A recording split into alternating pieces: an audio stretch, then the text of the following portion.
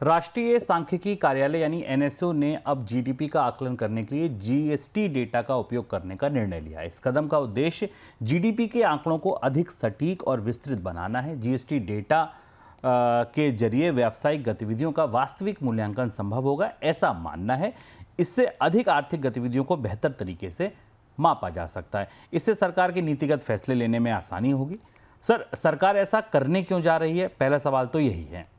ये हम भारत के जीडीपी में दो बड़े बदलाव आने वाले हैं। आप इसे इस बात से भी जोड़ सकते हैं कि हाल फिलहाल में जीडीपी में तेज गिरावट आई है। 4 साल का न्यूनतम जीडीपी है और उसे देखते हुए सरकार की जो पूरी छवि है और भारतीय अर्थव्यवस्था की पूरी छवि है, उसको लेकर तमाम सवाल उठे हैं। तो दो बड़े बदलाव होने जा रहे हैं। पहला बदलाव ये कि जीडीपी के आधार वर्ष को बदल के 2012-13 से 22-23 किया जाएगा और दूसरा, सांख्यिकी मंत्रालय ने, विभाग ने संकेत दिया है कि जीएसटी के आंकड़ों को जीडीपी के आंकड़ों में शामिल किया जाएगा। डेटा पॉइंट से हम समझे तो हमें समझ में आएगा।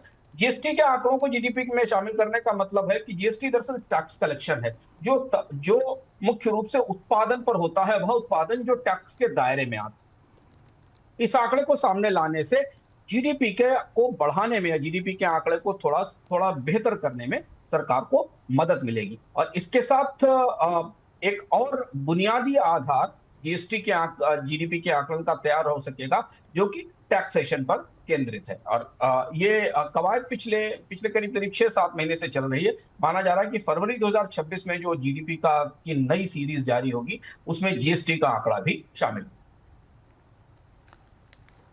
सर, दूसरा मेरा सवाल यह है कि जीडीपी में इसमें क्या बदलाव आएगा? जीएसटी का डेटा अगर जुड़ जाएगा, क्या जीडीपी पर कोई बदलाव आएगा या ओवरऑल जीडीपी वही रहेगी?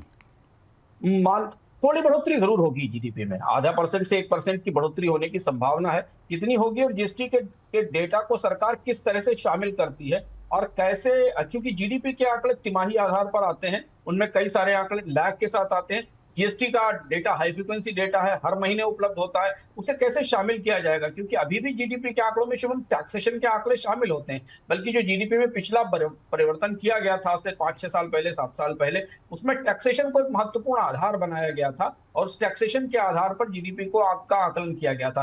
पर स्पेसिफिकली जीएसटी के आकलन के बाद जीडीपी में बढ़ोतरी तो जरूर नजर आएगी। तो थोड़ी बहुत बढ़ोतरी होने की संभावना है। और ये भी माना जा रहा था कि जीएसटी के आने के बाद भारतीय जीडीपी के ढांचे में बड़ा बदलाव और सुधार होगा। पर ये पहली बार है जब इस बात की तैयारी की जा रही है। इस पर निगाहें हमारी रहेंगी कि क्या बदलाव होता है, क्योंकि जीडीपी की तस्वीर बढ़ी हुई इसलिए भी नजर आएगी क्योंकि आधार वर्ष बदला जाता है। जब आधार वर्ष बदला जाता है तो नई कीमतों को आधार बनाया जाता है, क्योंकि जो फिक्स्ड